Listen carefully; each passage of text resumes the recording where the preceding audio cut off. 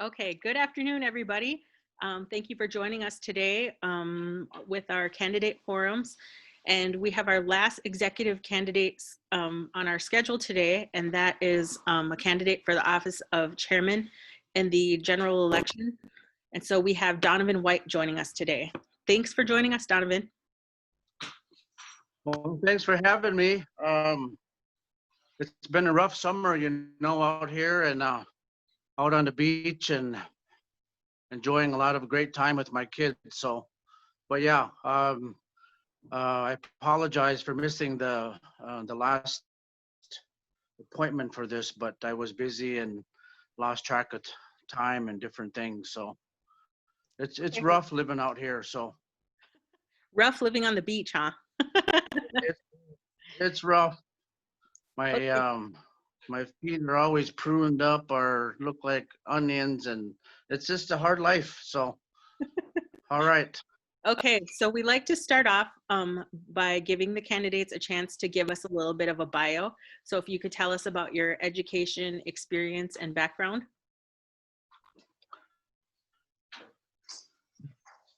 Oh, I'm gonna. It's Saturday afternoon. It's it's a little bit overcast, but people have a lot better things to do than to sit here, listen to me talk about the corruption and the crooks. But so we'll make this as quickly and painless as possible. As everybody knows me, I was born and raised here on the reservation. I spent a lot of time growing up in the housing projects in Siston, as everybody know. We call it the ghetto. As a very young man with my friends starting to get into trouble, and my 86-year-old great grandma chasing me around with the fly swatter, I had to leave. I had to leave the housing and move out to the country with my aunt and uncle who are like my mom and dad. So the farm life sure straightened me out.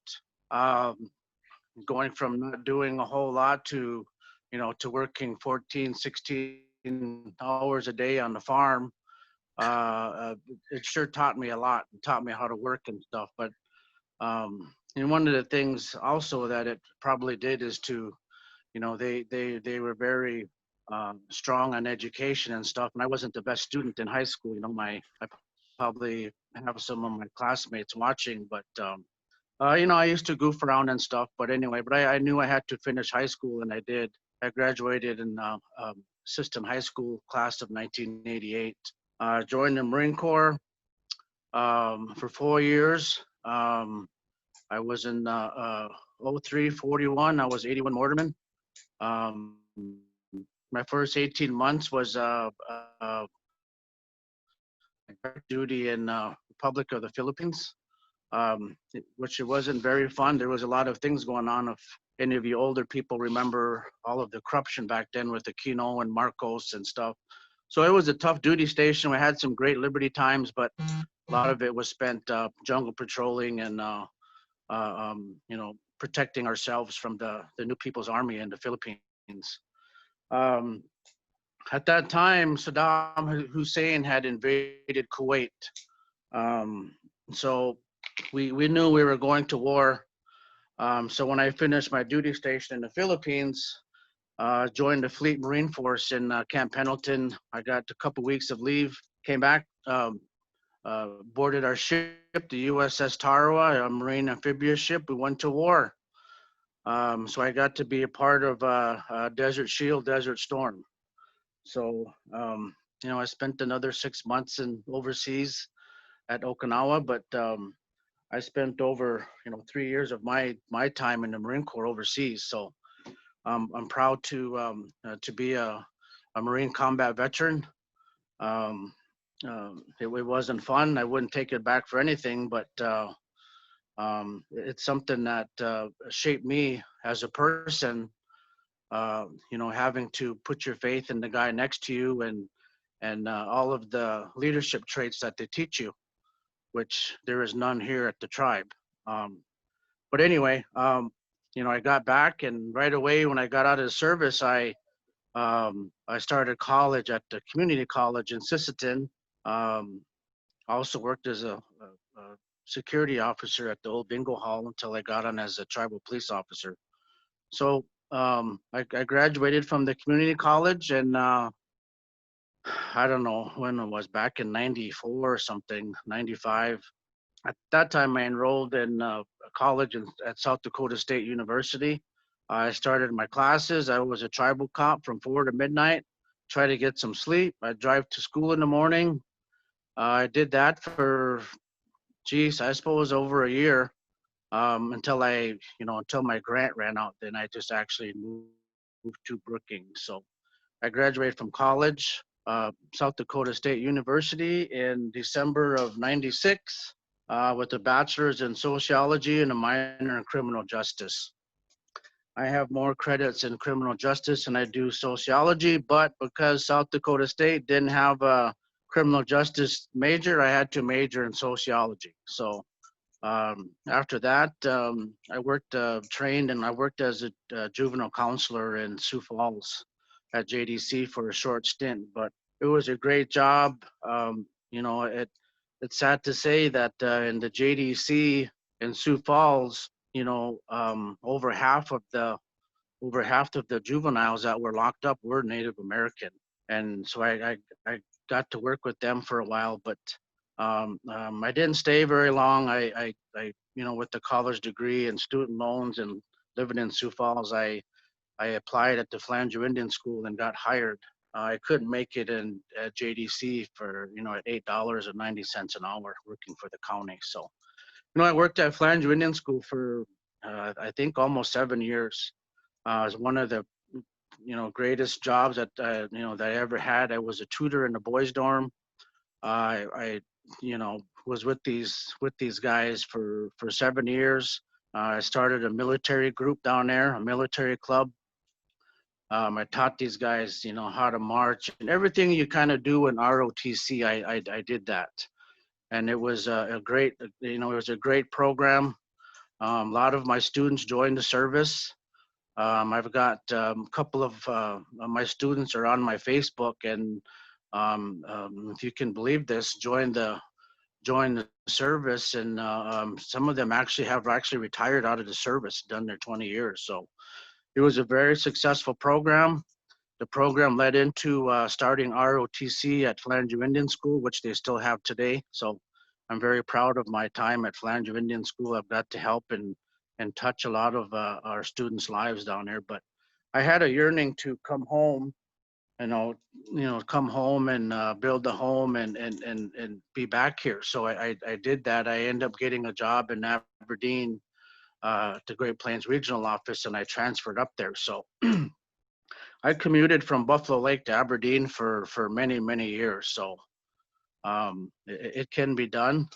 It's not fun, but it was another a great place. I met a lot of great people. Um, I learned a lot. I worked in the Land Titles and Records Office, but also did a lot of union work. I was a union steward, and I was also a national officer in the union. So I've got a lot of experience representing employees, government employees, and I did that for a few years. So um, I worked in Flanju for about 10 years. The commute was, it was hard on my kids. I was gone 3 hours a day on the road, but it was a great duty station. I had some problems with, actually was some mismanagement and corruption in the BIA, which I fought that for years. But anyway, I started at the tribe. I applied to be the building manager when they were just completing the $30 million Mazasca teepee, as we call it. Which at that time I started attending district meetings, and I opposed it. I saw the blueprints and the cost of it, and I didn't think that as Dakota people we were well off enough to be spending and getting that debt, going into that much debt with the building like that. And our district opposed it, but it was built. Still to this day, it's a waste. It's a huge waste of money. You've got the huge interior heating and cooling bills, all of that. Yeah, I would say there's still probably about programs that can't fit into the building, but it is what it is. So I managed that building for I think almost 3 years. When then at that time I ran for vice chairman of the tribe and got elected. Um, Not knowing as much as I do now, it probably was a big waste of my time. Um, because as you know, it doesn't matter who your executive is, who your chairman are, if you don't have control of council. And the crooks and the corruption on council has been running the tribe for many years. So regardless of the transparency and trying to get much information as I could out to the people. I had a lot of meetings with the FBI. We turned over a lot of documents. There's a lot of investigations that were going on, but it was an exercise in futility because I wasn't only in office for 4 months, and they made up a charge. If you guys all remember this, they made up a charge that um, I had all of the budgets on a flash drive, and the flash drive and budgets all contained date of birth, social security numbers, and employees' personal information, which is a complete outright lie and fallacy. So anyway, so I was suspended and removed. Then a week later, too, they added another 9 or 10 charges. It was absolutely ridiculous. So, I mean, I wasted money on attorney refuting all of these bullshit charges, but it is what it was. But I did put our financials in a newspaper when I was vice chairman. Everybody knew exactly what was going on financially. We didn't have the money to be paying double for all of these houses that the tribe was purchasing. And a lot of these were, friends of people and at council friends. And it's absolutely ridiculous, the amount of spending. So, but anyway, after that, um, um, I worked at Bobcat for a year, another, only real factory around here where it pays a decent wage. But I worked there for a year.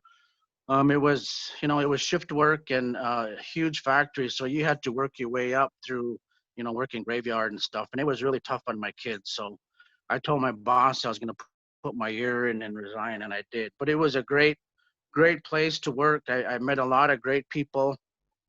And, even though the work was hard, we had a lot of fun. But it was nice to get back into that strong policies and procedures. As you know, out in the real world, you're not allowed to play games. And the government, is kind of the same way. You're not allowed to play games. But at the tribe, there is no uh, policies and procedures that are followed.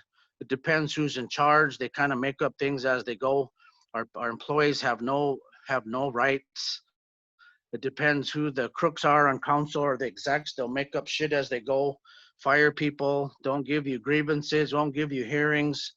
It's a clown show, and I really feel bad we've had a lot of really nice, very highly educated employees work at the tribe who were ran out of there. So, the establishment has a very strong foot in the tribe.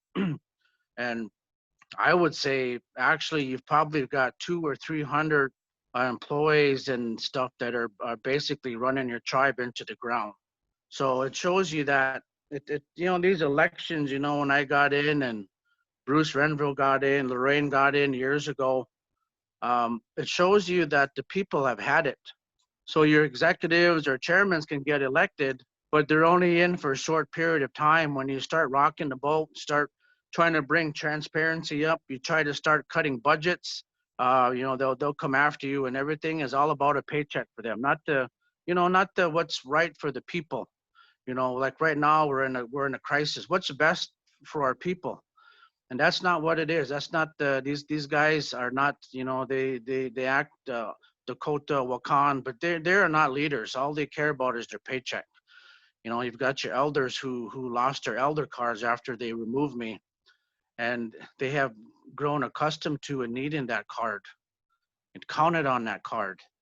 And they pulled it. And I know to this date that if I was still in office, we had the funds to keep paying that. As Dakota people, what you do is you take care of your elders. You take care of your elders no matter what. You take care of your young ones. but your elders you take care of.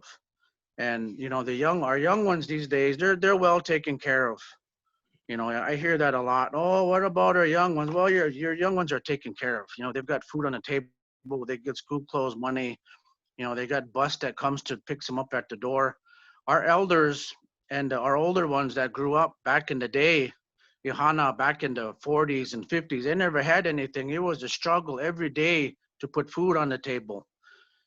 For these grandmas to support these extended family members. So our elders, what I'm getting at, deserve that elder card. They didn't grow up with all the amenities that we grew up with school clothes, money, and money to go to college, and money to fix your homes and whatever. So your leadership after I've been was removed have really done the elders wrong, and they need to be held accountable. They're more worried about their paychecks and their friends and families' paychecks than taking care of our elders. This is not our way. Our number one, our number one goal, and especially as a Kichita, need to be to take care of our elders, and we're not doing that. So, but I ran for chairman, and the people believed in me. And even after all of these 11 made-up charges I was removed on, the people knew it was all bullshit. And got elected chairman. Um, so I don't have to speak too much about my time as chairman. I think we all understand what I was going through. Within 6 weeks in office, all of the removal uh, uh, the removal wheel was spinning again. The crooks had to get rid of me, and it was a fight, and it was a fight trying to do good things for the people, constantly fighting these crooks and these uneducated losers on council. But I mean, Donovan, it consumed a lot of my time. It consumed a lot of my time and my staff's time when we were still doing a lot of good things, and we've done a lot of good. I don't need to go into all of these things that we accomplished in one year. I had a great staff. I mean, I had Lorraine Russo, who's a very, very strong leader, very strong elder who I hope the people will vote in on July 28th. She will take care of the elders, and she will bring back transparency that I had. You've got a lot of games being played with all of the finances at the tribe. And I like I said, I could sit here for hours and hours and tell you about it, but it's absolutely ridiculous. And these guys are running our tribe into the ground and have been for many, many years. So, so I was elected. We did a lot of great things. yeah, I campaigned on. Donovan, Go can ahead, we talk about some of the Brandon. accomplishments? Can we talk about some of the Jeez. accomplishments? Because you have one of them, they broke ground on the COVID hospital. So can you talk about some of the things that you worked on that have actually come to fruition? Well, finish what I was saying. I campaigned on stopping the greed and stopping the corruption. And as you guys know, um, after I got elected, we didn't spend anything. And I was opposed to the spending. We needed to get our finances in order. I was trying to do that. There wasn't any big expenses or any projects that we did starting before the virus came because we didn't have the money. And it's very important to be ready for when we didn't know about this pandemic was coming. But my supporters know for years I talked about even as vice chairman, as campaign as vice chairman, we've got to have a savings. We have to be able to dip into a savings to take care of our people in times of crisis like we are in now. But even as vice chairman, I stated that. I stated that at the district meetings many times. When I was a vice chairman of Buffalo Lake District, I stated it in our DCA meeting. We have to have money saved, and I said that for years. A lot of my time, first 6 months in office, I was still paying off Dave Flute's bills on that failed elderly project. We had people indicted, people paid, hundreds of thousands of dollars on work. that wasn't even done right, done correctly. So we had contractors and architects that we had still hadn't paid. We were still paying the previous administration's bills, and all of this money had to come out of the settlement account. That's the only money that we had. So the money that was set aside, the $5 million for this our jail project, was slowly over the years was being used. You've got hundreds and hundreds of thousands of dollars that was wasted on that powwow, on the powwow arena. And when you go out there, when you talk to especially the elders, this again is not who we are, having this all of this brick around the arena and having all of this big elaborate things, and we don't need that. And it's not even practical because we were having meetings over there and you can't even get a breeze in there. But hundreds of thousands of dollars was put into that powwow arena. Just for an example, when it was done twice, it had to be redone. Absolutely ridiculous. The amount of money that's spent like it's their own money, and it's not their money. Every penny that came out of that settlement money should have went to the districts. It should have went to vote. Instead of these guys just spending like they're drunken sailors. It's absolutely ridiculous. And the amount of debt that we're in, we had no business doing that. But that's how these guys take care of their people. They take care of their friends and their supporters. Get these construction contracts. Give this one your deck sheet money. Go clear out these trees. Go do this. Go do that. That's how politics is at the tribe, and I think it is the same at a lot of tribes. And all of that has to stop. And the way we do that is we have to fix our constitution. You cannot have council being the cops, judge, hangman, and juries.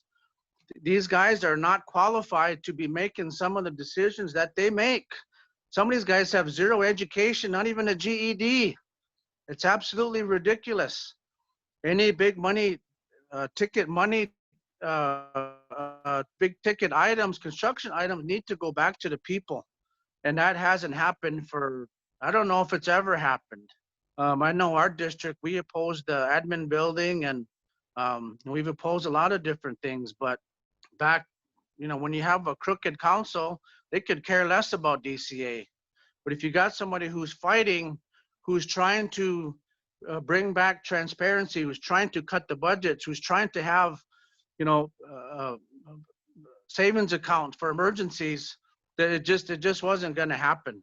So it doesn't matter who you elect chairman. You can elect Mother Teresa, or you can elect Desmond Tutu. I don't care who you elect. Until you get rid of these corrupt council, will never be able to move forward as a tribe. So there needs to be a separation of powers and at the tribe. These guys, as you're only allowed to have 2 terms as a councilman or executive. You got a guy that's been in there going on 10 years. How does that happen? So, like I'm saying, it doesn't matter who you elect as chairman until the people actually get involved and actually go to meetings and actually fight and start and take over council. This is all going to continue. So I know there's a lot more questions that you want to get to about this madness about the dare workers and all of this crap. But I'm going to tell you one thing: what's led the corruption and everything the last 4 years has been that grocery store. Now we've got into that store probably 17-18 million dollars, and that store still is not making any money. It might be making a couple dollars right now because they're shoveling in. They have shoveled in hundreds of thousands of dollars from the settlement money, and now they're shoveling the money in from the CARES Act. That's all going into that store. But eventually that money is going to run out. And then your vice chairman is going to go back to lying to council and sneaking money into the store to pay for it, to keep it open. But now where are we at now? We're in a crisis. We are in a pandemic. The tribe is broke. They cut off the elders, elder cards, and it's absolutely ridiculous. So, after this an investment has failed, it needs to be shut down. There's many good projects, manufacturing projects we could have done with that store, with that facility. But the last few years, 3 years, all of the corruption and everything has all circled around that grocery store and keeping it open. So yes, the vice chairman, we did catch the vice chairman lying to council repeatedly about shoveling money into that grocery store. We have the documents. We've got witnesses. But where are we at now? Our elders don't have their assistance that they need, that they've come to need and count on, for the last 10 years or so. And we're in a crisis. And you've got people that, had have lost their jobs. And, those elder cards, those elder cards went a long way, not just to help our elders, but everybody. Because elders, a lot of our elders also take care of kids, their grandkids and great grandkids. So, you know, as these people, you'll see people's fridges are full of milk and rotting hamburger because they come in these big 5-pound cubes, and people don't need more food. The people that are hurting for money are getting EBT, they're getting additional money. People need money to help pay bills. So I see they're trying to start a program here to use some of that CARES money to help pay people's bills, but it's looking like I see they have to jump through a whole lot of hoops. So it's absolutely ridiculous. But like I said, we've got $17 million now into that store. And I honestly don't think we've really made any money. It's nice to have our own store. I know people go into the store, over the last year, we've had so much testimony. People are proud of their store, but now at the expense of our elders aren't getting their elder cards, and that store has a lot to do with it. The tribe is broke. Instead of having $17 million into that store, we should have reinvested some money into the place, made it into manufacturing, and out of all of these millions of dollars that gone into that store, money should have been starting to put into a savings account for crises that come. There's going to be more of these, not just this one.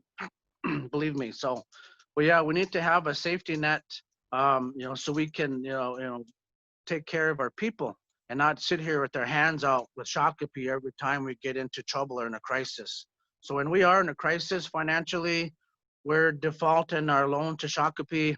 I'm not sure how the casino's revenues are going. I'm sure it's not good.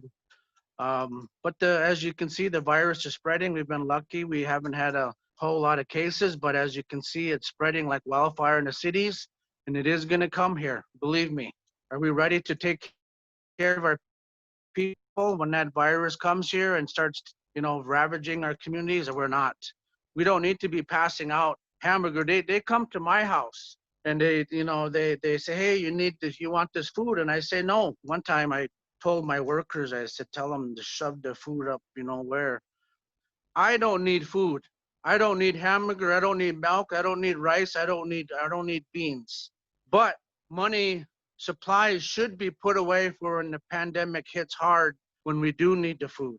So you're paying out a lot. A lot of the COVID funds are being wasted paying people food, milk, and all of this stuff when they don't need it. A lot of people just need some help paying bills, gas in a gas tank and stuff. So, but anyway, it is what it is, and the crooks are in charge, so it's going to stay that way. A lot of the spending, I think, is they're not following the CARES guidelines. So how are they going to justify all of this money that they're passing out to everybody every day when probably 60% of us don't need the food? Yeah, they sure appreciate it and it helps, but we don't need it. We need to be ready for this pandemic when it comes, when it's going to start taking our people's lives left and right. We need to be able to access food and stuff. We don't need it now. We're not in a crisis. It's absolutely ridiculous. A lot of this stuff is still scratching people's back or buying votes.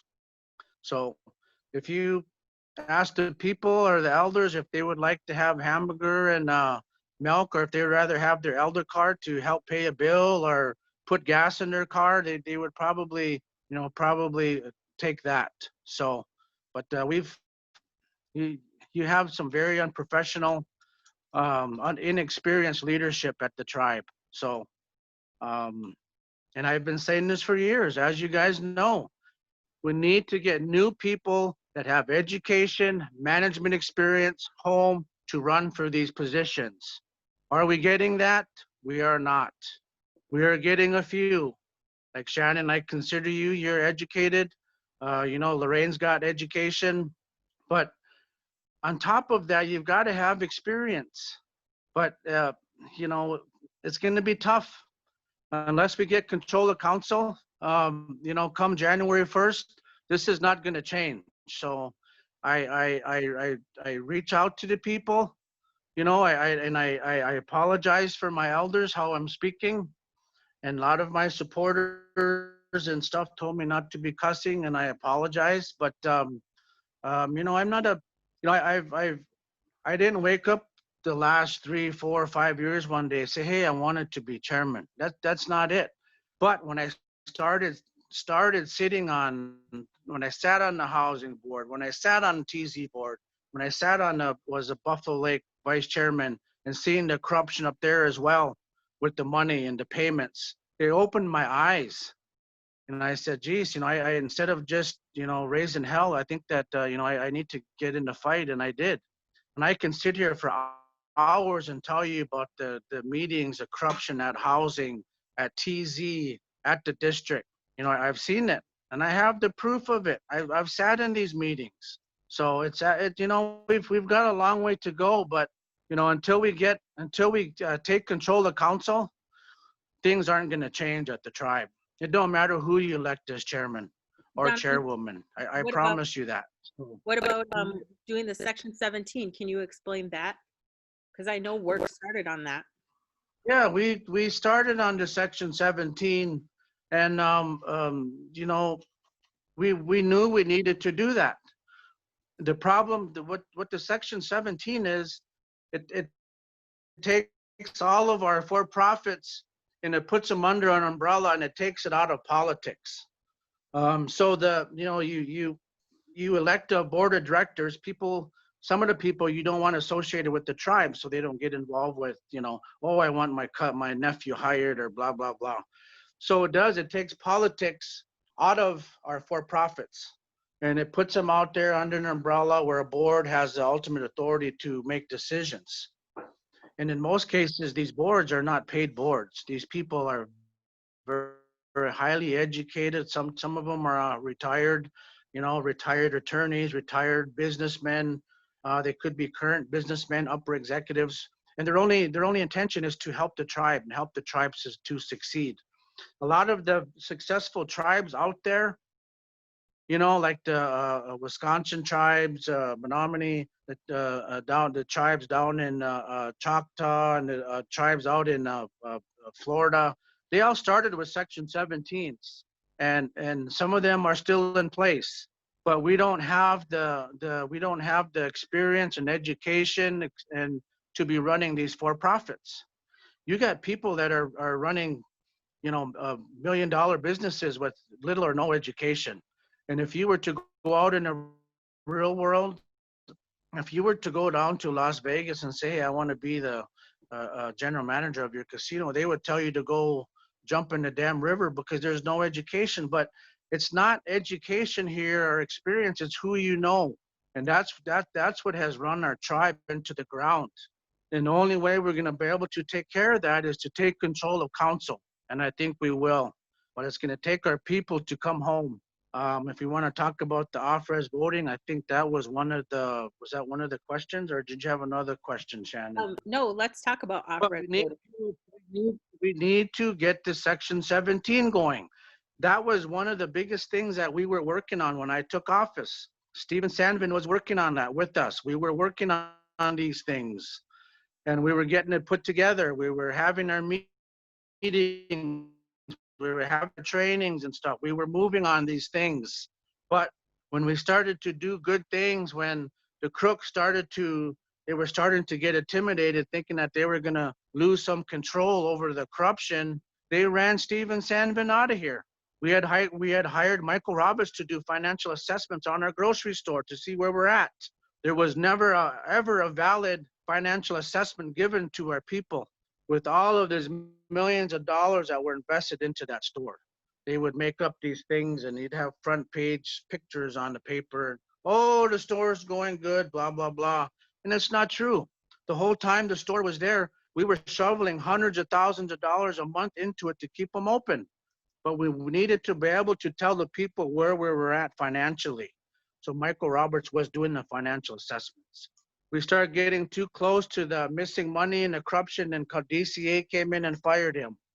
So, but yeah, that was a huge push when I took office, was to bring financial reports to the people, honest and correct financial reports. And we were trying to do that. At every turn, these losers and crooks on council would make up these stories to fire people and to keep trying to remove me every month. It was just an absolute clown show, and everybody knows it. So, but yeah, we were working on a Section 17. We still need to get it done. It's not going to get done with this council. It is not. So we what need to about get kind of it done. grassroots level? I mean, what if people went to their districts to make motions for Section 17 to happen? I don't know. It's too close to the election right now. These guys aren't going to do it. You know, it takes money to, hire attorneys, to hire consultants to get things done. Right now, the tribe's broke. I don't foresee anything happening, especially if they elect, a crook or loser that's been on DCA to be chairman. It's not going to happen. These guys don't know anything. They don't have the foresight, or the motivation to try to fix the tribe.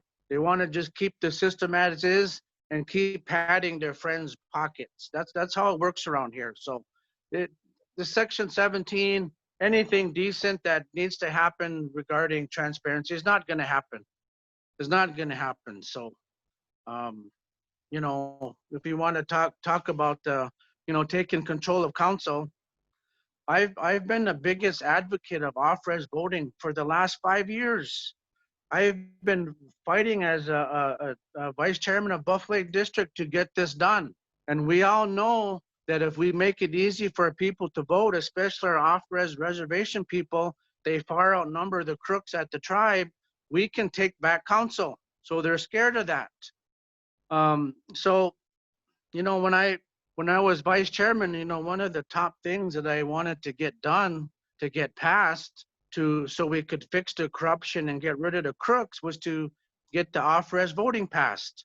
I got my motion passed when I was vice chairman, but very shortly after that was one of the reasons they removed me. They had to get me out of the picture.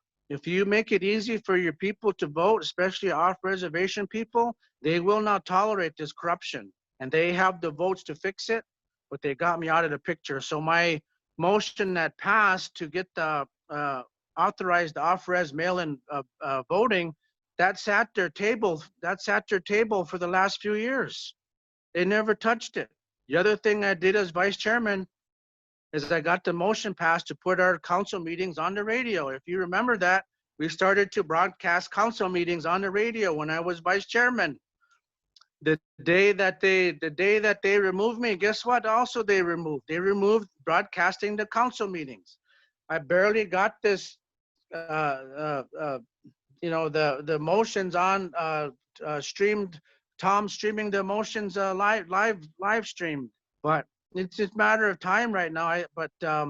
They're gonna try to stop it, but I think right now, if it's gone long enough now that I don't think they'll dare stop it. But it's a great thing though, that the people are allowed to see what's going on in council meetings. So it's a good thing. It's something that I've been fighting for years. But I fought on the code and the language on everything on the off-res voting, Shannon, as you know. I worked as judicial, Steve Sandman, we got everything done. It took a long time. They fired Steven, and so we had to continue on our own. And we, finally at the end here, before they removed me, we got it all done. And I thought it would pass. But these guys are that scared that they're risk losing, getting reelected to oppose that. And they did. They opposed and stopped the off-res voting.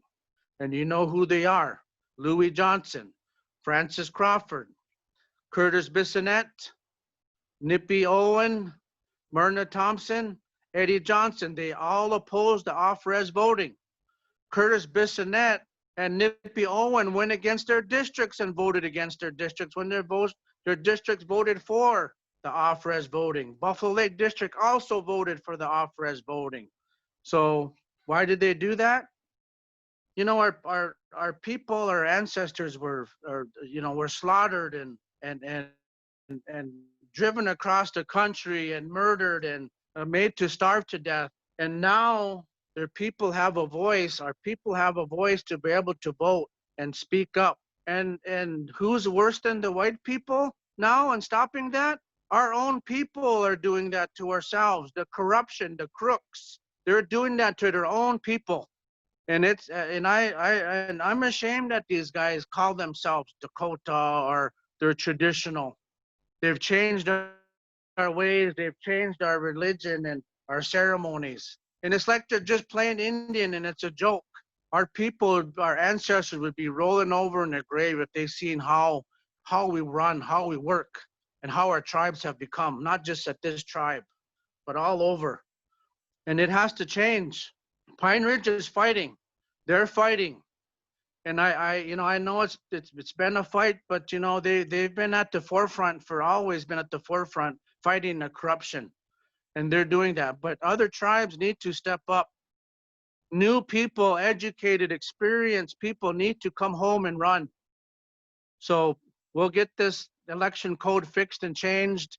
If we can take control of council, I promise you, tribal membership, that within 2 years we could have our tribe fixed and or at least have a good insulation to stop these guys from being able to screw the people over like they have been the last 15 years and now our elders. So we've got to take control of council. We need new leadership at the tribe. People need to come home and vote. I'm sorry. We fought for the off-res people to vote. Our people should not have, especially our elders, should not have to put their lives in jeopardy to go drive all the way home to congregate at these districts and go vote. But that's what the crooks are making you do. I'm sorry, but we're going to have to, do that if we're going to take our tribe back and take control of these fools on council. Okay, Donovan, what's going to be your biggest priority as chairman? We got to fix the Constitution.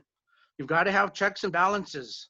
You've got to take the judges and attorneys out of the mix. There's got to be separation. You can't have judges making decisions for council when councils are paying the judges' salaries. We have to separate that. We need to work on our Supreme Court. Our Supreme Court that we got, they're all Wasichus and we need to get rid of them. They don't know our people, our culture. We need to have people that know our culture, that know our traditions, that'll stand with the people. And these guys are not. So we need to fix our Constitution. There's a lot of different things we need to do, but the biggest one is to make it easy for your people to vote. And voting by paper and ballot and stuff, this is stuff that's back in the 20th century. We don't need to do that. We can set up our phones and our ID card. You should be able to vote from your phone.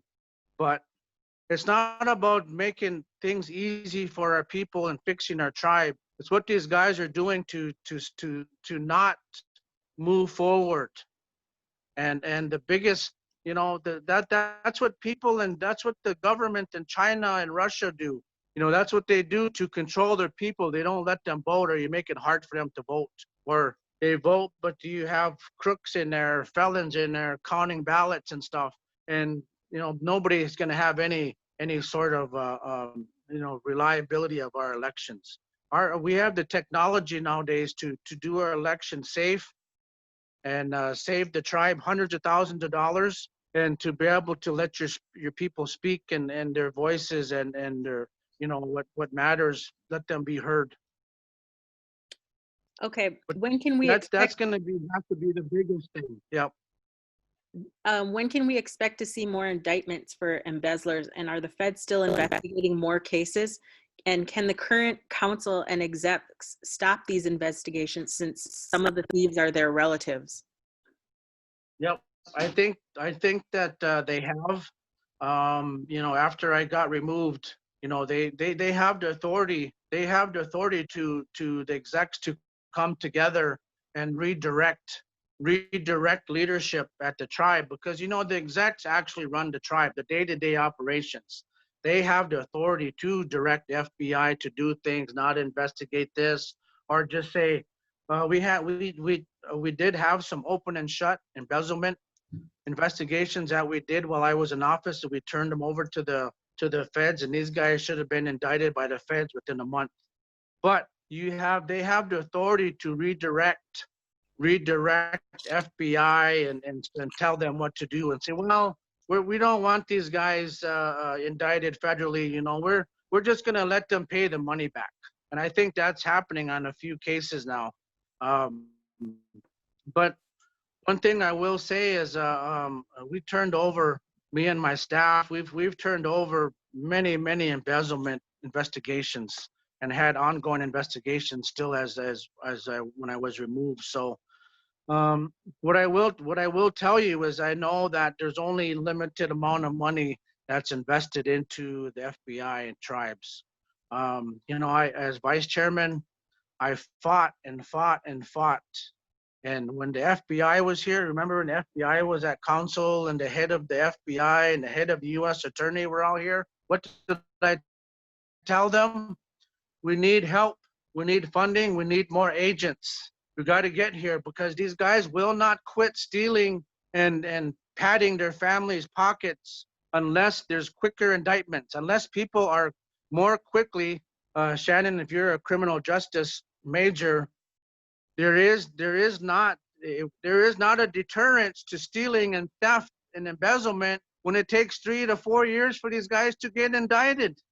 And then when they do, they get an ankle bracelet or they get 2 weeks in jail. That is not going to stop the corruption and embezzlement here at the tribe.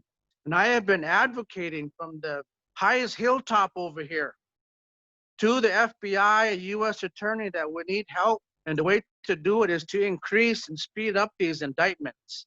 It Yeah. hasn't happened, it hasn't happened, and these guys will not quit. They will not, keep their hands out of the kitty unless these guys are actually going to get indicted and be facing some real time. So Yeah, the but how does cycle that work? continues. The cycle continues. How does that work when you have other executives that are extremely vocal, writing in the paper, talking to those people when they come, saying we don't want the Guardian Project here, or I mean, so who are they going to listen to? Well, right now you have these guys who are so many family members have been indicted and convicted, and Shannon, member in college and criminal justice, they teach you, well, yeah, you know what, this crook, he was finally arrested and he finally got indicted and convicted. But what they taught us in school is this: yeah, he might have been indicted and convicted of 3 or 4 charges, but this stuff probably went on for 10 years before he was caught. And I can reassure you that's been happening and it's still going to happen. There has to be a quicker turnaround here on these indictments and investigations. So, if we're going to have to, if the FBI and if they're not going to, speed this up, then we might have to indict our own people. It's only going to be a misdemeanor, but hey, we could make these guys, sit in jail for 2 or 3 years. What's the most they sit in federal? 2 months or a week, or get an ankle bracelet. So, but something has to happen. But we've been in a downhill slide with the federal government for 3 years with Trump. So if we can get Trump out of there, we can get some more cooperation with the FBI and stuff. But as you can see with our tribe, they're acting the same way as Trump. They're using their law enforcement and their programs to fight people that are fighting the corruption. That's exactly what's going on in DC. It's absolutely ridiculous. Okay. What can our people expect on the Lake Traverse Reservation in the next 10 years?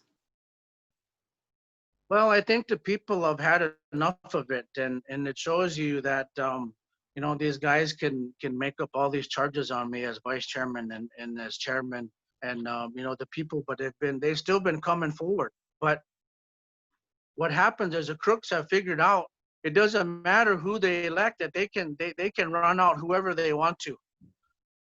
When you start rocking the boat, they can make up any charges. The Constitution allows it. A kangaroo court, charges to be made up. No evidence, no standard of evidence, no any sort of, real, justice or anything. They just make it up as they go. And the Constitution allows it. But the people have had it. So we can take control of council come January 1. We can fix that. We're going to have a very long time to help us get out of debt. But we can do it. But as chairman, I cut the budget, Shannon. You've seen me cut the budget. You've seen me cut all of these boards and stipends. You've seen me cut this position, that position, every position in the program that I oversaw at the tribe. When these people quit or fired or they resigned, I never filled these positions. I continued to cut budgets, my own budgets. And, when the virus took over, I laid off 28 people. And most of them were happy to be laid off because they were receiving more money in unemployment. But a lot of crooks at the tribe were scared to, I think they wanted to be laid off because they were getting more money. But they knew if I was still in charge and I knew that they were part of the corruption, I wouldn't hire them back. So they were all scared, hanging on to their jobs. And a lot of these people are still working at the tribe when these programs aren't even doing anything. These programs aren't even doing the services to the people, so they should be laid off. And all of this money that they're paying former gaming salary programs at the tribe, subsidizes, all of that money could be saved right now, could be going into a pot to pay our elder cards. But what's happening? You got all of the good old boys and their families all at the tribe still collecting a paycheck and not doing nothing. Most of them don't even come to work. Oh, we're working from home. Yeah, right. But that's your leadership right now. They're taking care of themselves and they've left their elders out to dry. It's ridiculous and it's very sad. Yep. Okay, Donovan, we've gotten some questions on the page on the live. So someone said, what more would need to be put into place to make the grocery store a successful tribal entity? I feel it should have been built next to the connection right off the interstate, location. It's easy. Since I've been chairman, we've all known this. The tribe has spent hundreds of thousands of dollars on all these studies that said don't do another grocery store. The community here is not big enough to support 2 grocery stores. So what did I do? As vice chairman? As vice chairman, I was in contact with the owner of Teal's, Roger Teal. And I told Roger, I said, you know what? You see these walls over here, our new grocery store? You see these walls going up? He said, yeah, I seen them going up. I was over in Siston last week.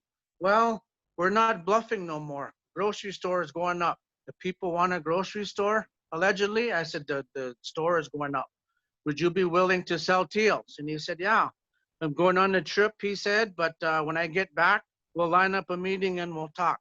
Because he knew that when this store gets up and running, even though we've lost millions, he's also going to lose money. Well, it was within 2 weeks, I was removed as vice chairman. But to make that store successful is we need to get rid of the other grocery store. So as chairman, I couldn't get the support. I couldn't get the support to bring in new management or to bring in Hy-Vee or someone to come in and run the store. If we were to bring in someone legitimate like that, that would hurt the crooks' feelings because then they would lose access to the funds there. And they had all their friends and families all work there. And there's a lot of thievery going on there. And there's employees that have come forward and spoke about it. So, and when I was chairman, I told them to put it in writing, but people are always at the tribe fearful of losing their jobs and speaking up. But now people are speaking up.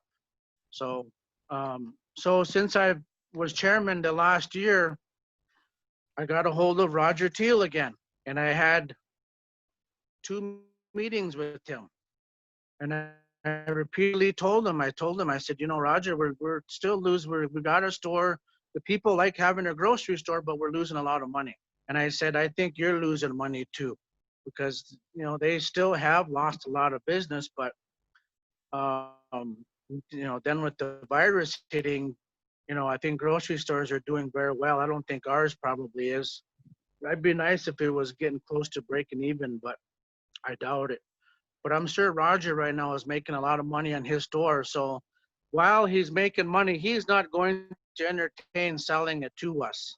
But um, I got an attorney hired, Steve Gunn, and one of his directives was to um, uh, get a hold of Roger Teal, work with Roger Teal, work with other grocery stores in the region that tribes that have grocery stores, and work with them and try to bring somebody in that would take over, do a contract with us, and run our grocery store, get it running correctly, and also keep pushing on Roger Teal to sell.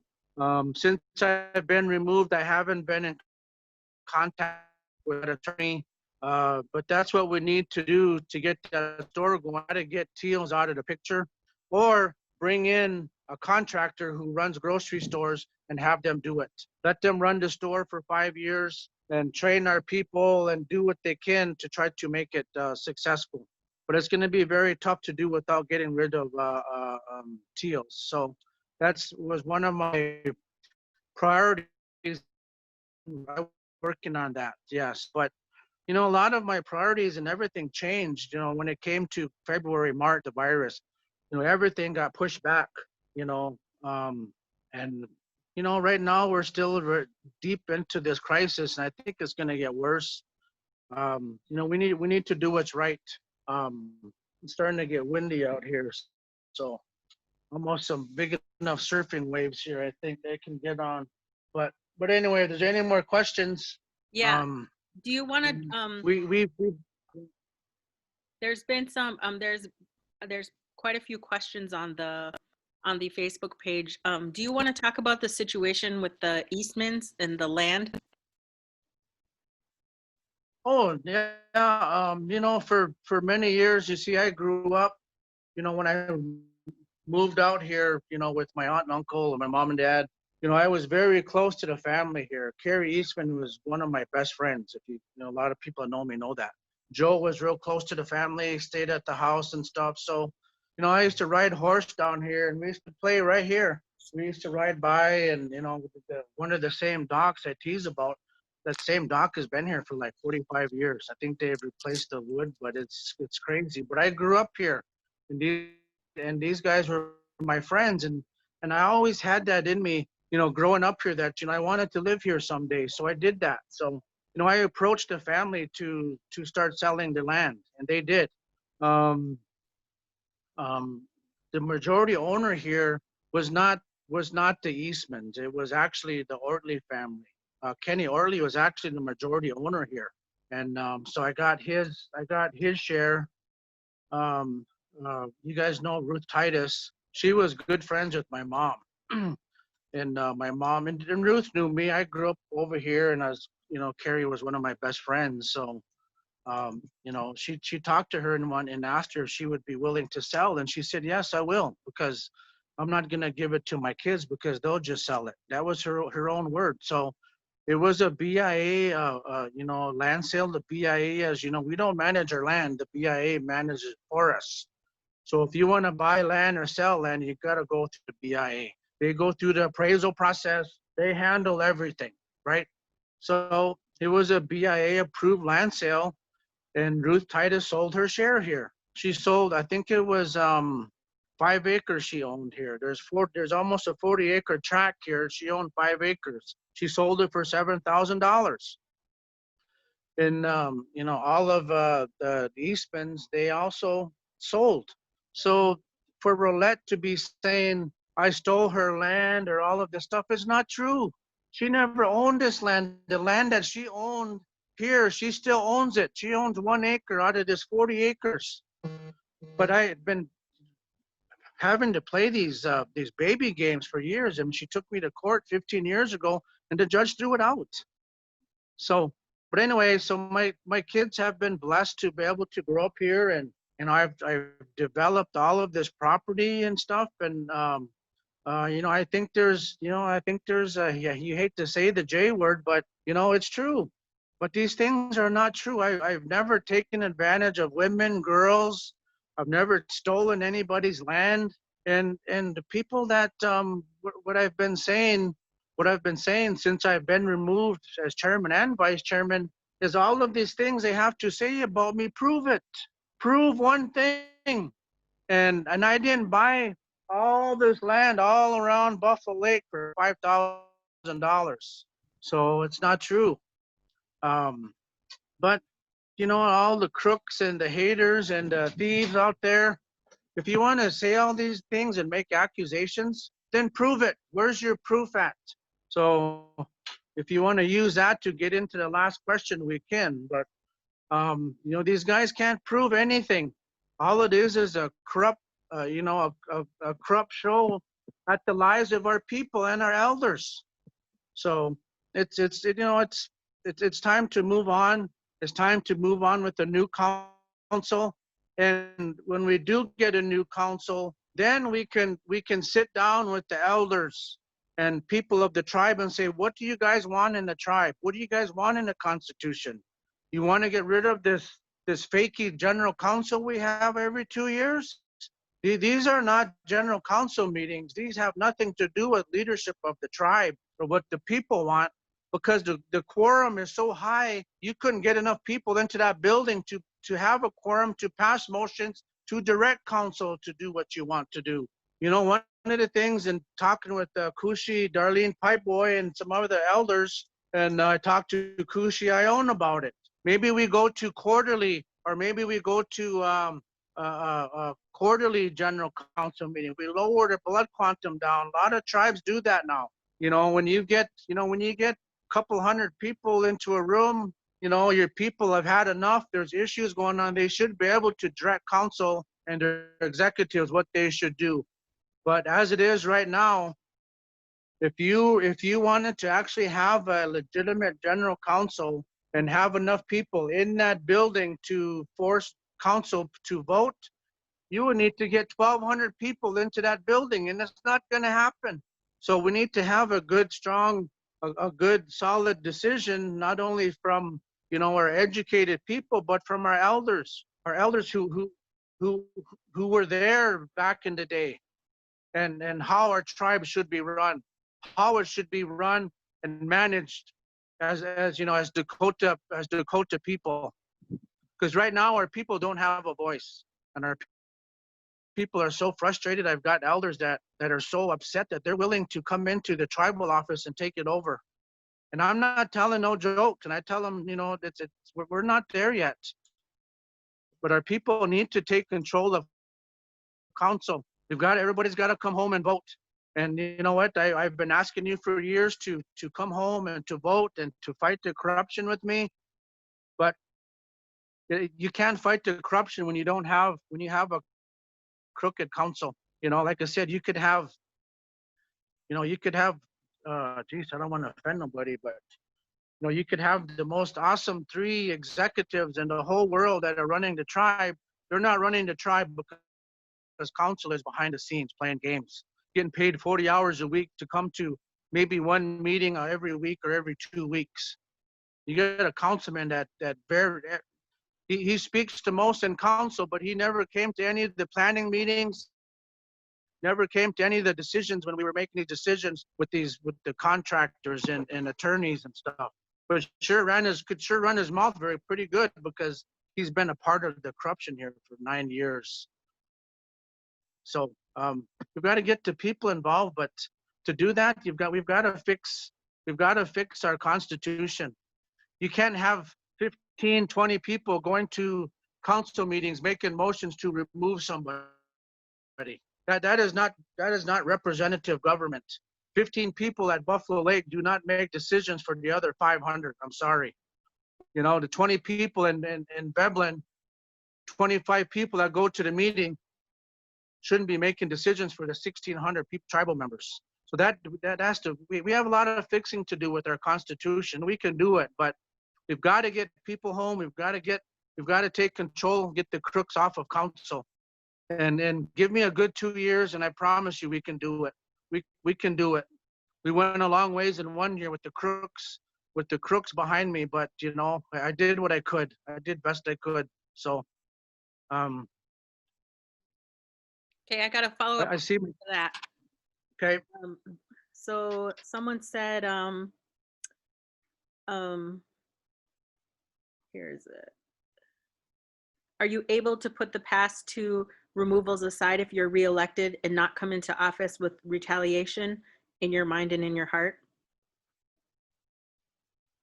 I think people that know me closest know that I am not a I'm not a retaliative person.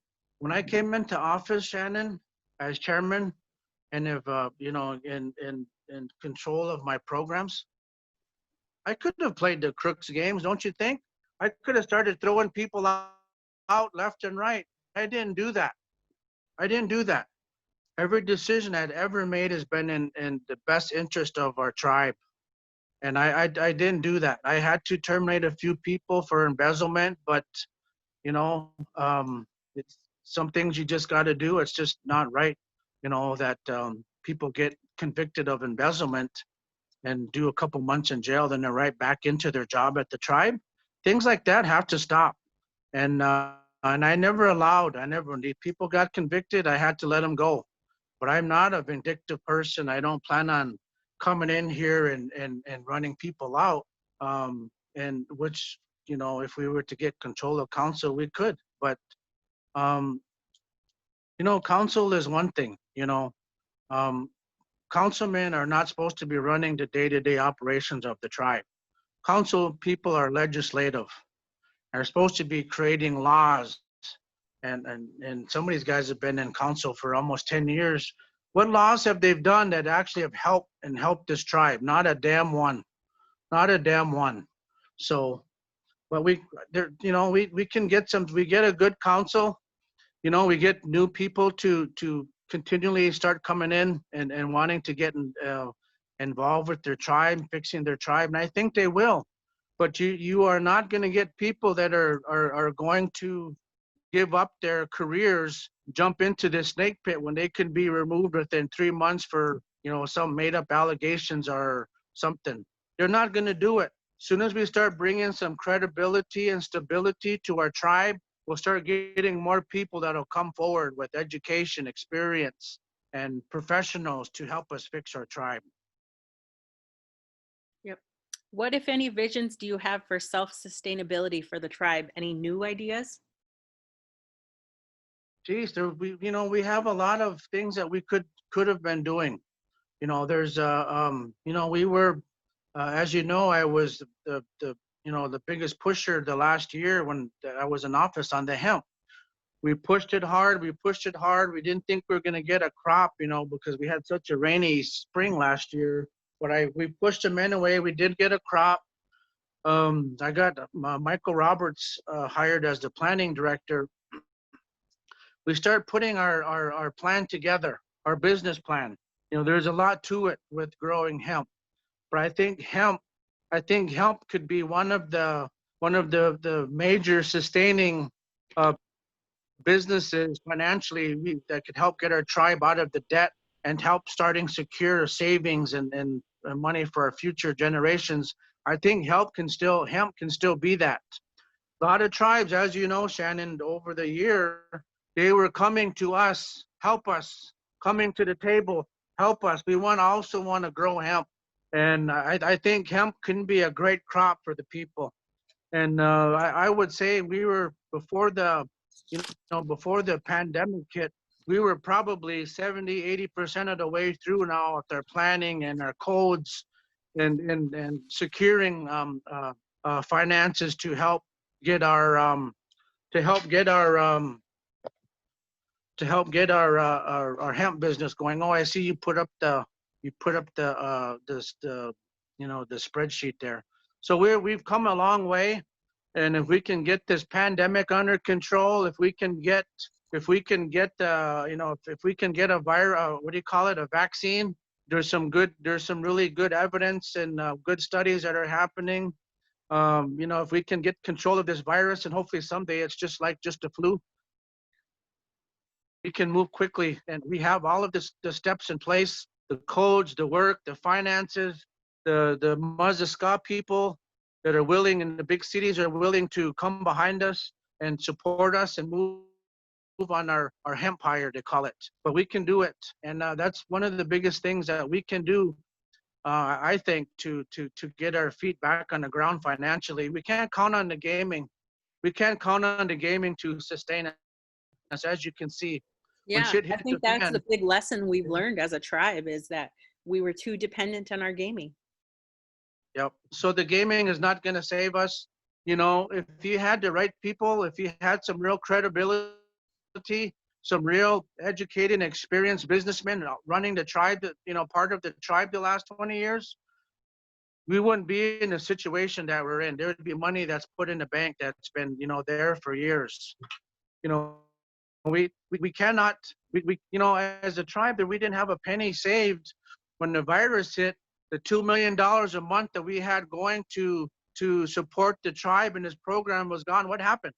Jeez, these guys about shit their pants. Oh, what are we gonna do? Oh my God, what? First thing they did though is to make sure that they got their paychecks and their families continued with their paychecks. But what did they do first? What was the easiest decision that they could make to save their own asses? Oh, let's get rid of the elder cards. As a tribe, we had plenty of money to keep paying the elder cards to come up with an alternative plan.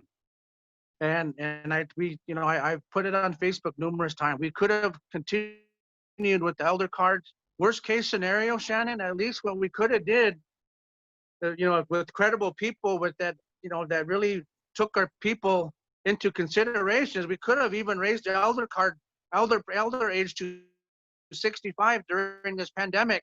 But at least we're still taking care of our most elder and vulnerable people. But they didn't do that. They just, it's what's the easiest thing to do? Let's cut their elder cards. Well, let's keep paying all of these programs employees at the tribe that aren't working or sitting at home getting a paycheck. So, but yeah, we've got to do something about that grocery store. If it doesn't turn around, we could easily turn that into a hemp manufacturing place. We could easily we were looking at buying Shopco. We could start building homes year round. There's things that we were doing with Michael Roberts that we were moving quickly on, but everything came to a halt with the pandemic. But hemp, I think hemp is going to be a great, valuable, program financially, a business that we can do to take control of the hemp processing in the region. There's no hemp processing, as you know, in the region. There might be one going up now in Minnesota, but as of right now, there is no hemp processing in the region, and we were working on that, moving on that quickly. But right now, we've got to, make sure our people are taken care of in the virus, and that has to be our priority, and to get out of debt. Yep. So I kind of wanted to talk a little bit about that. I've seen a lot of talk about the elder complex recently because they broke ground for the COVID hospital there. What happened with that project, and what happened with all the associated with that project? Well, the material, the project never went anywhere because they started the project without having all of the funding secured to complete the project. So what I see, what common sense tells you about that is they rushed into that project because it was election year. It was election year. They wanted to show, oh, look at, we're breaking ground again. Look at, we're gonna build an elderly apartment complex. Well, the money was never all secured. The little money that they did put into it, I think, as of to date, I think we've lost. I want to say we've lost about $2.5 million or so of our money. Settlement money was lost in that project. So that's what happened with that, and when the project was supposed to continue to move forward, they didn't do the planning right. It was supposed to be tax credit. Tax credit was supposed to come in and also to help offset the to pay for it, right? So if you're an elder and you're on a fixed income, the tax credit will pay, 3/4 of your rent. You pay, 200 or whatever it is. Well, they never followed through with that. They didn't want to jump through the hoops that it took to have that project done correctly. So they went ahead, they went alone on it. So finally, when finally the crooks didn't have anything, they didn't know what to do. They had to say something, so they start pointing fingers at each other. Oh well, if the project continues, geez, how are elders going to pay the rent? Because it's going to cost them $700 or $900 a month to pay rent. Well, then that's remember when it all started coming out that they didn't have the money, they didn't do the preparations properly, and we lost out on all that money. People were indicted. More people are still going to be indicted. It takes quite a while, but those are things that have to stop. And if you have a educated, very experienced businessman, planner that's in charge of these things, that can speak up to the people, can come to council and say, this is wrong, we can't do this. We have to be to empower our people, our attorneys, our healthcare people to be able to not be scared to speak up, not to be worried about getting fired, to speak up in the best interest of the people. And we don't have that. Everything is about these guys is chest sticking out, walking around the tribe like there's somebody, and they've never done anything but were a janitor or changed oil in trucks, or maybe was a teacher aide in the school. There's a lot of good people that do that work, but they cannot be making $1 million decisions. You got to have experience and education. I'm sorry. Yep. Okay, Donovan, let's talk about the latest removal for chairman. Do you want to address Well, that? yep, I've talked about that quite a bit already. When this all started to take place, when I was vice chairman, when it came up with this one charge, and I think you remember it very well. The charge was there was personal information, social security numbers, date of birth, and all of this stuff on budgets, and it was put onto a flash drive, which previous vice chairmen have done that for years. You work from home, you got a flash drive, you got everybody's budgets.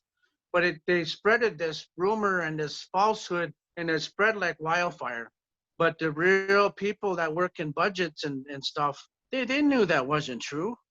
We don't put personal information on budgets. And even if there was personal information on budgets, the information wasn't released. It wasn't streamed out through the internet for someone to hack. So anyway, so when it came down to my removal, they went and added like 9 or 10 charges to it. So the same thing with my, with this, though everybody knows why I was removed, and it had nothing to do with these made up charges on me. It was all about this election. These guys that are trying to get reelected, these other executives, these other councilmen knew that they were going to have a tough time. They were going to have a tough time, if not a possible challenge to get reelected, with me as chairman telling the truth about all of these things that they were doing. These crooks, the majority on council, 90% of the time, all voted together, voted against, Lisa Jr. and Cheryl all year. Great things that needed to be done. They voted against it. So, and that stuff is still out there and it's still going to come out. I have all of the council minutes and everything's going to be put together, but they knew that they had to get me out of office. If they were going to have a smidgen of chance of getting reelected, there is no way that these guys, these clowns on council, were going to get reelected as me still sitting in the chairman's office during this election season. So they did it. They made up charges, and they had the FBI and the state DCI, everybody investigating me. Nobody came up with anything. There was nothing there, and I recorded the council removal. I have that on flash drive. I'm going to get that out to everybody. But there was never ever 1 ounce of shred of evidence besides someone just making up a story. So that's where we're at. But these guys knew they had to get me out of the picture. And they tried to do that 6 times throughout the year. So, but yeah, when you make up a very dramatic story like that, it makes somebody sound so terrible. Oh my God, look what he did, and which is absolutely all ridiculous, not with any charges or merit. But it's something that we have to fix. what if in 6 years we get another crooked council? We have to stop it. So you can't have a crooked council making up stuff and having all of these removals for drug testing, or for trying to stop all of these big payments that these guys get. We have to fix our constitution to stop that. There has to be a standard of criminal justice people, attorneys. There's got to be standards of evidence. There's got to be standards of things. It can't be just they get somebody to make up a story on you and then that's it. So that's where I'm at with that. So the people out there, when I talk to the people, and I said, I don't need the tribe. I've never needed the tribe. As I sit here like this, I don't need the tribe. And I'll never need the tribe. But I'm doing this because as a Kichita, we all need to be fighting for our elders and our people, especially our most, vulnerable, our young ones and our elders. But there needs to be Kichita out there that are fighting fighting for the people, fighting for the elders. And until I guess they put me in the grave, I'm going to keep fighting if I'm chairman or not. So, but I think there is an awakening. I think there's an awakening, and you know, Bruce Renville, he had a good platform on what he was doing. He didn't have council behind him. The crooks were still been in charge of council. Back in the day, Lorraine she was a newcomer, and she was out there politicking and fighting against the crooks and all of that stuff. And they removed her on a couple concert tickets or something absolutely ridiculous. She can tell you the story. But you got all of these people out there that back in the day we're all fighting. Oh, we got to stop these big paychecks. We got to stop all of these stipends and stuff. Right. So what happens when they get elected? That all goes out the window. It all becomes just this big campaign speech. It's just ridiculous. So, yeah. So, I think the people have had it, especially when they, and especially when they stopped the elder cards. You have all of these people, Shannon. A lot of them are on DCA, right? Running for chairman. Well, they've been fighting for their district distributions and to make sure their stipends are paid. Has any one of them ever stood up and say, we don't want our district distribution, we want our elders to be paid? Have any of these guys been sticking up and fighting in council saying we need to fight for our elders? They're not, because they think they could care less. They just want to get in there. One of these guys is so infatuated, been running for chairman for I don't know how many times, but he hasn't been fighting for the elders. He's been in council fighting for their district distribution, fighting for their district, fighting for their stipends. So it's going to be people need to wake up. It's going to be a tough fight. I don't know if there's going to be money to pay school clothes money. I mean, it's a lot of money. The money is just not there. I haven't seen any financial reports. As far as I know, the little that I did hear, Shannon, that you reported on 10 days ago or something, it didn't look good.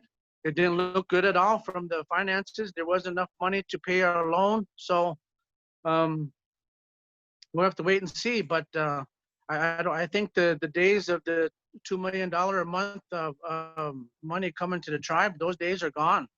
So, and there's no more gaming money to keep shoveling into that grocery store to keep it open.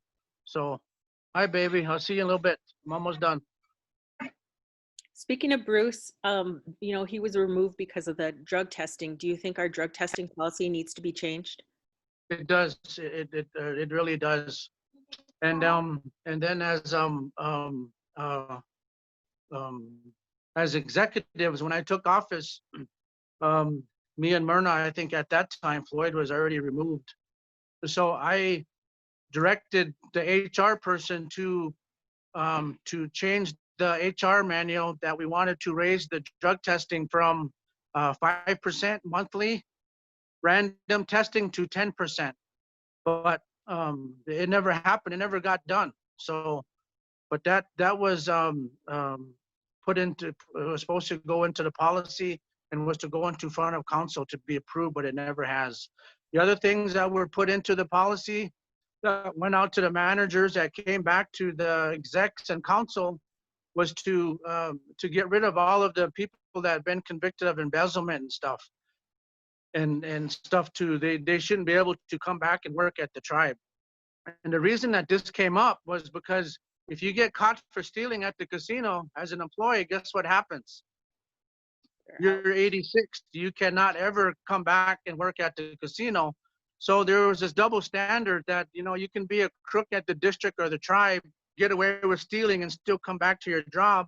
If you get caught for stealing at the casino, you can't ever come back. So these are the things that we were trying to make a level playing field so our casino workers were treated fairly as tribal employees. And you know, and you can talk to the other councilmen and people that were at our meetings, because I fought for the casino workers. I was one of the biggest fighters for our casino employees.